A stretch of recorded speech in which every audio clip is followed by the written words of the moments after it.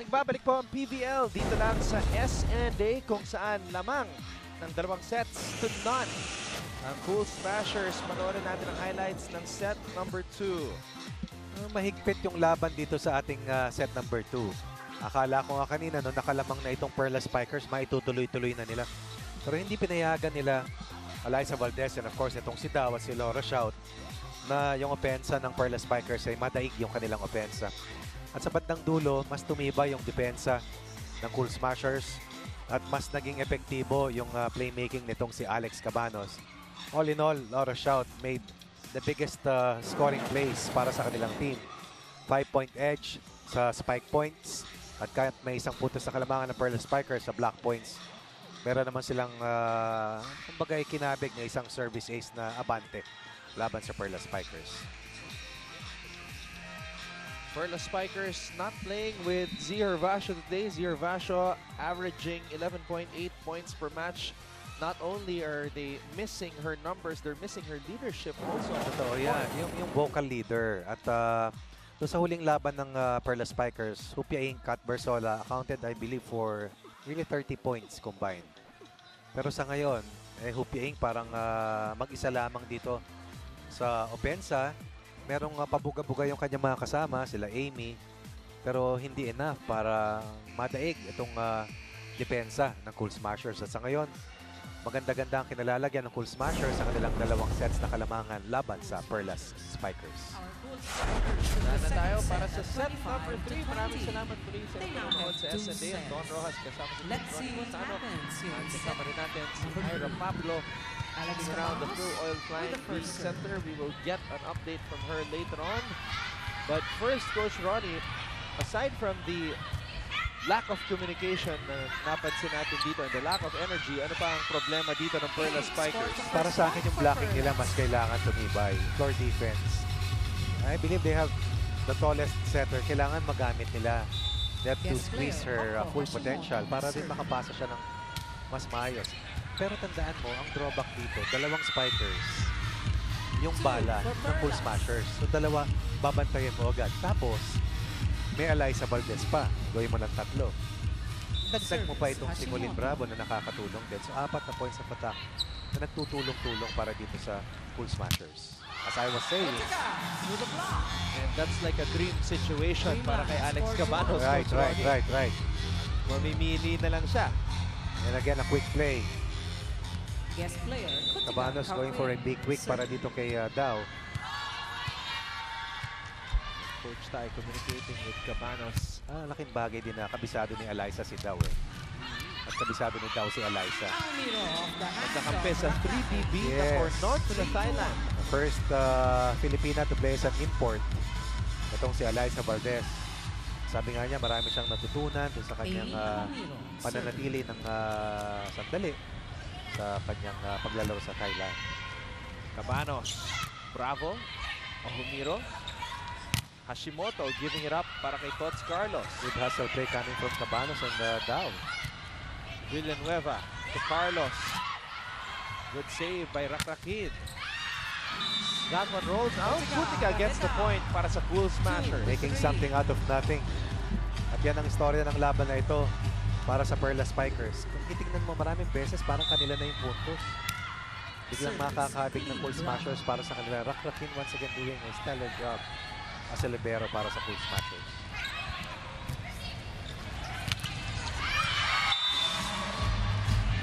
Laura Shout with that 6'5" frame against the 6'2" Hupia Inc. Not much vertical para kay Hupia Inc. Parang nagkaroon ng obstacle si Kat Bersola. Napatingin siya kay Bersola na hindi naman maliit, no? About 5'11" at the very least. Hashimoto. Carlos. Regalo para kay Hupia Inc. But Soriano able to recover. Valdez off the blockers. Hupia Inc. again goes down the line. Finally, Hupia Inc. denied time and again. Scoring down the line. Laban sa depensa. Very high set. May espasyong ibinigay si Laura Shout. That was late to cover down the line. Sa kalamangan dito ng Perla Spikers at 4-3.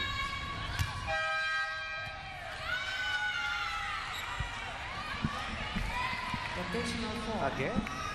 Another rotational fall, Coach Ronnie. Again. Pangalawang beses na yan for Perlas. Subversive with number 15. 8.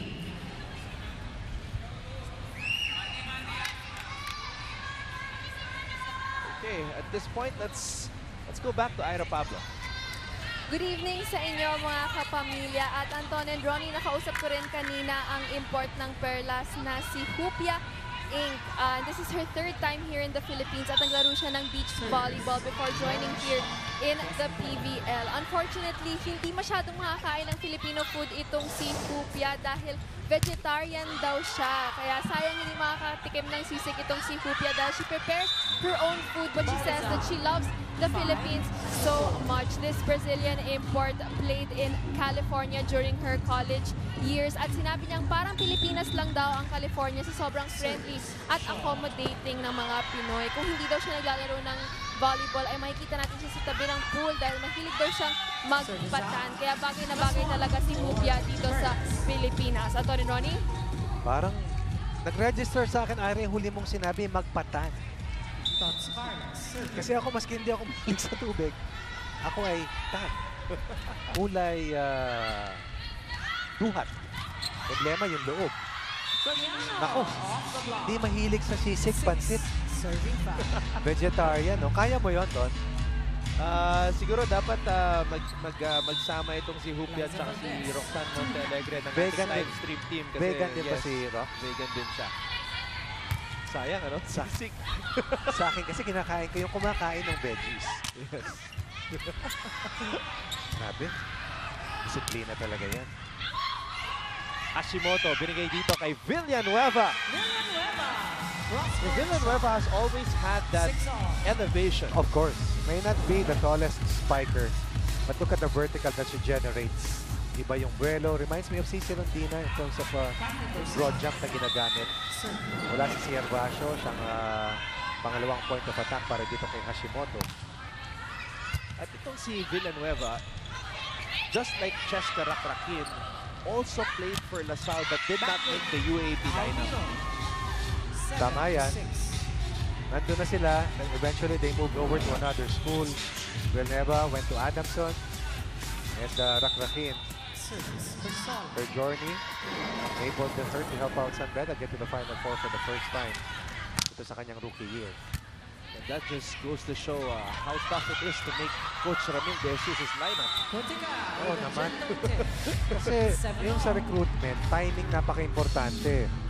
Kasi kung first-year player ka, tapos yung aabutin mo, mga second-year player na may pangalan na, ilang years yun na maglalaro bago ka makapasok. Unless talagang, primary example, Jules Samonte. Mahusay sa palanong pambansa, galing din sa bilig. But minimal exposure here sa kanyang unang taon. Kasi nandun pa yung roster halos eh. Maraming nawala pero ang dami pa rin natira na mas veterano. That's why yung kanyang performance in the second round matchup ng Ateneo LaSalle was so significant. Correct. Pero to think, kaya naman talaga niya. May kakayahan talaga itong si Jules Samonte. Alright, Perlas Vikers lead the Cool Smashers 8-7. Magbabalik po ang PVL sa SNA.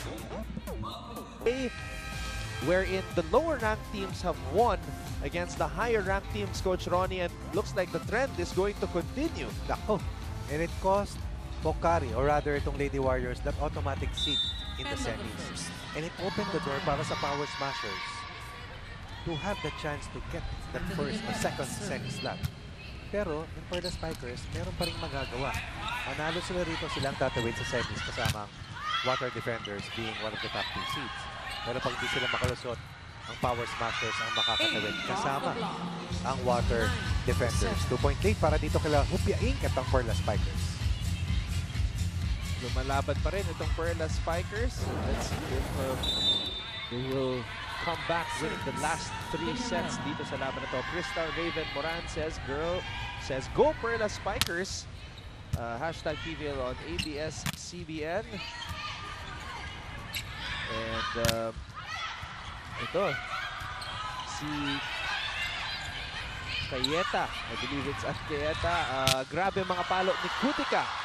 At PVL on ABS-CBN from Patricia Jade. Go, go, go, Eliza Valdez watching from Lanao del Norte. Oo, nagpupunta kami dyan sa Lanao del Norte. Merong sports complex dyan. Napakababait ng mga tao dyan sa Lanao. Seize the hole. Biggest lead para dito sa Perla Spikers sa ating third set. Tingnan natin kung patuloy yung pagkabuhay ng diwa dito ng Perla Spikers. Hindi na to sa open, Hupia Inc. with a drop against the double block. Finding the donut in the defense, increasing their lead to 3. Villanueva serving it up. Pakrakin. Kutika. That's a long shot. Lead up to 4. 11-7. Now, as I mentioned earlier, kasama rin natin sa ating live stream team ngayong gabi si Cassie Gormley at si Therese Gaston. Let's talk to them right now. Hi Cassie, hi Therese. How are you girls doing over there?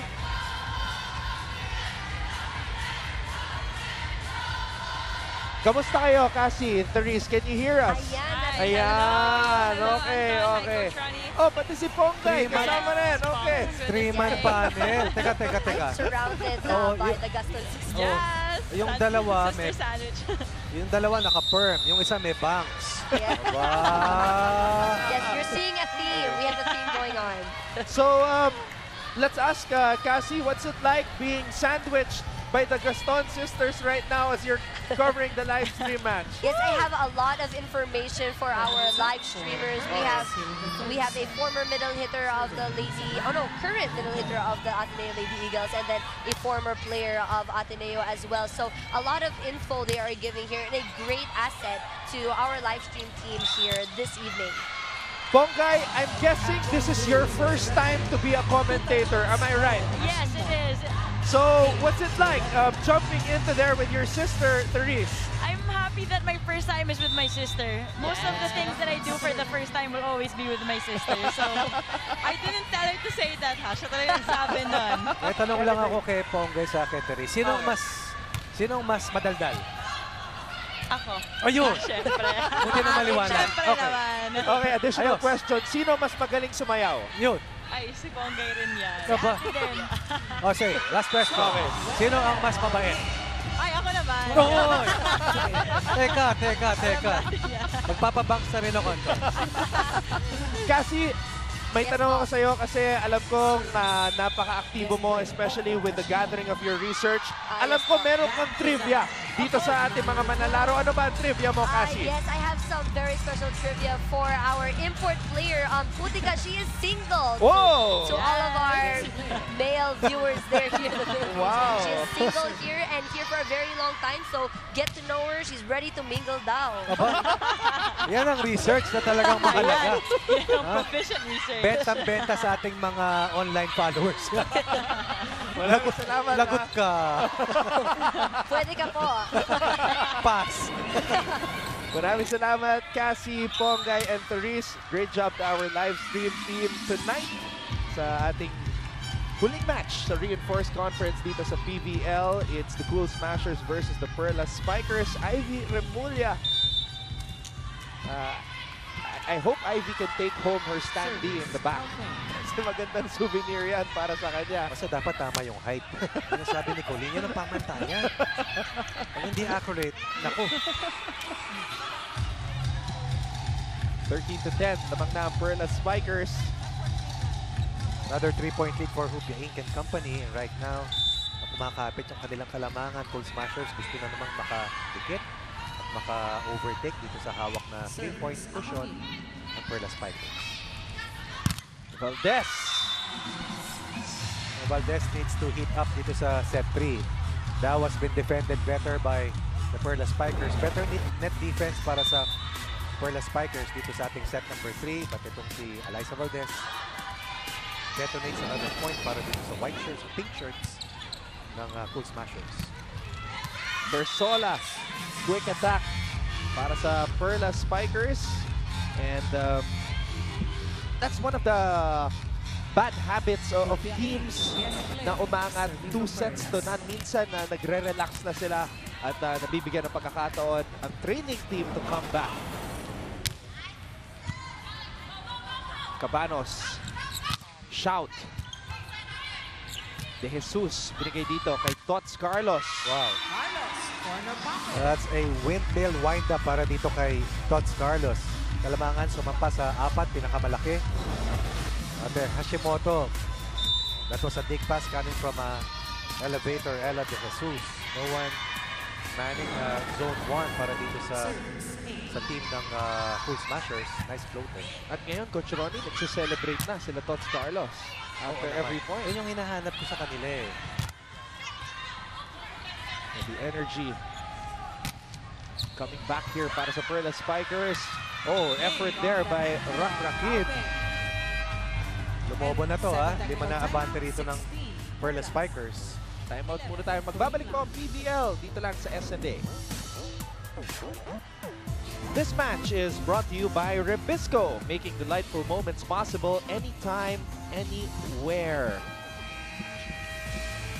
Good times, good vibes dito sa loob ng Phil Oil Flying V Center as the Perla Spikers have made things a lot more interesting sapagkat meron na silang 16-11 lead dito sa set number 3. Coach Ronnie, we saw a fan with a LA Lakers stop. So maski wala na ang Lakers sa playoffs, mukhang positive pa rin kasi nasa Lakers ang number 2 pick. Yes. Would be a sign of things to come para sa Lakers. Of course, ang kanilang magtitimon na si Magic Johnson. Yun. Pero itong Gemma Galanza, double figures, rather triple-double game para kay Gemma Galanza sa kanilang huling laro. So far, comparative numbers between a playmaker from East Asia, Hashimoto from Japan, and Alex Cabanos of UST. Regalo para kay Eliza Valdez at Pao Soriano as the Cool Smashers try to cool off itong umarangkadang Perla Spikers dito sa set number 3. Alam mo, kasama ka, naniniwala ako na when you play in this type of a competition, lalawak yung network mo eh. Dadami yung kaibigan mo. May kwento si Sasa de Banadera eh. Nagpapasalamat siya kay Coach Roger Duraya dahil nung naglaro sila dati para sa isang club team, naging teammates niya sila Char Soriano, sila Isiel Basho. At ngayon, nung nagka-team sila Char Soriano, kinuha siya. So it's building your bridges, ika nga. Parang si Suroses sa dating naging import ng Ateneo sa D-League. At ngayon, at 30 years old, continues to play. And continues to do damage. One of the most decorated local players in the history of the V-League. Multiple MVP winner. One of the best in her time. Itong si Sue Roses. Was a Rookie of the Year before in the UAP for the UE Lady Warriors. And she's got the body of a volleyball player. Long legs, long arms. Right. And a master of the slide play. Yung running hits, running attack. Eliza Valdez. Napantayan ni Kat Bersola at ni Amanda Villanueva. At nahuli yung coverage ng si Gemma Galanza. Cabanos, back set para kay Soriano. Roses. Hashimoto binigay kay Bersola. Bersola did not flick her wrist properly there. She knew it. Straight to the net. Still a 5-point cushion. Hawak dito ng Perla Spikers. Eliza Valdez serving.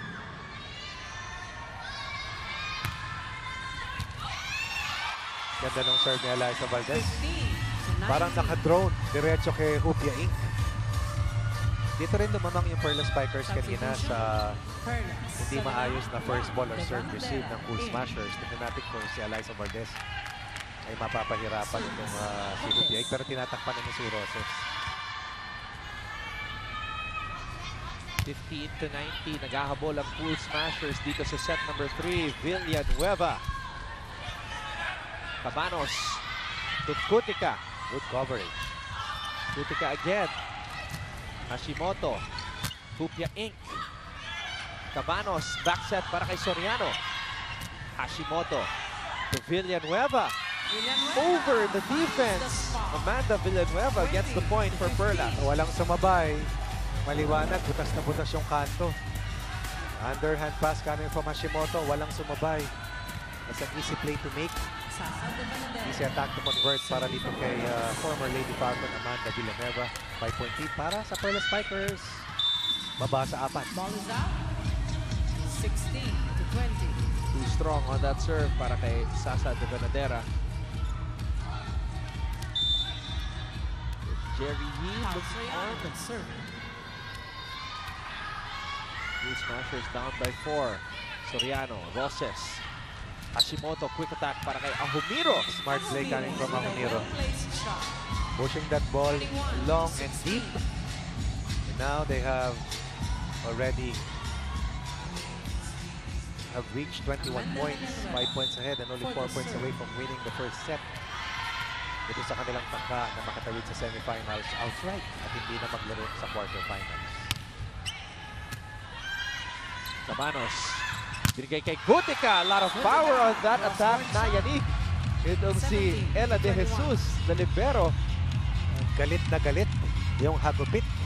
Ang palo nitong si Dao. Alex Cabanos. Gutica tahimik. Subalit nananatiling mapanganib. Let's see kung may pagpapatuloy nila ng fight back sa third set. Lead still sa 4 points para dito sa Perlas Pipers. Cabanos tried to get it to Colleen Bravo. Hindi nabasa ni Colleen yung basa rito ni Cabanos. 22-17. Nag-alanganin. Perlas, 3 out. 18. Carlos in. 3 points away from winning the third set. Guest player, Oko Hashimoto. Serving. 22-17. Sharp serve. Lakas din pumalo nito, no? Bravo hits the line. Bravo redeems herself after a missed connection earlier with Cabanos. Galanza, good first ball. Cabanos scrapping for that pass. And Colleen finishes off that point para dito sa full smash. Sharp serve by Dao. Valdez. Drop shot. Saved by Hupia Inc. Carlos. Popped up by Gutica. Galanza. From the opposite side going cross court. Ito naman si Carlos. Maganda rin ang floor defense nitong si Gutica. And it leads to a Valdez spike. Parehong dalawang teams, walang umaangat, walang lumalabas sa kanilang net defense. Matibayan ng big defense na naik ang cool smasher sa palo nitong si Alyssa Valdez.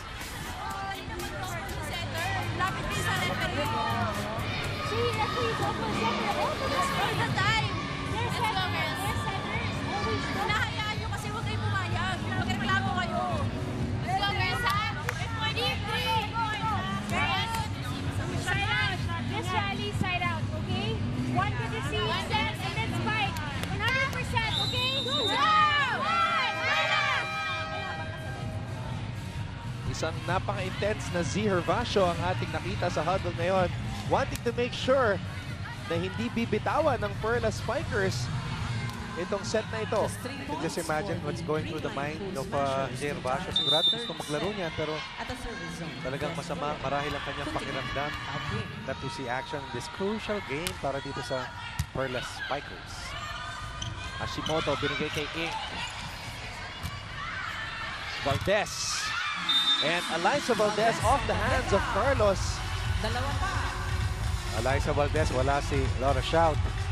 Kasama itong si Dao para tulungan ng opensa ng Cool Smashers. They are smaller, a smaller unit, but definitely a quicker roster inside right now. Lead down to 2. Hupia Inc. Napatayo si Coach Jerry. Kasi gusto niya paluin at patayin Hupia Inc. Instead of going for off-speed, drop shot, 1 out. 7. and she will finally deliver, finding the gap in the two-man wall. Lead is back to 3 para dito sa backshot ng Perlas Spike. For the serve. Ahumiro almost short on that serve. Here's Valdez. Enough power on that spike to make that ball go out. That's a point para sa Cool Smashers. A couple of times, she was roofed by Kat Bersola. And now she overpowers the tandem from the Fighting Maroons na si Tots Carlos at si Kat Bersola. As we take a look at Miss Ivy Remulla seeing action for the first time. Ivy Remulla. Let's see if Ivy has that magic touch from the service line. Ivy gets that in. Hupia Inc. to the net. Lead down to 1. Wow. Alyssa Valdez, napabuntong hininga. Lalakas ng palo ron ni Hupia Inc. Miss Ivy Remulla helping out this fight back para dito sa Cool Smashers. Remulla.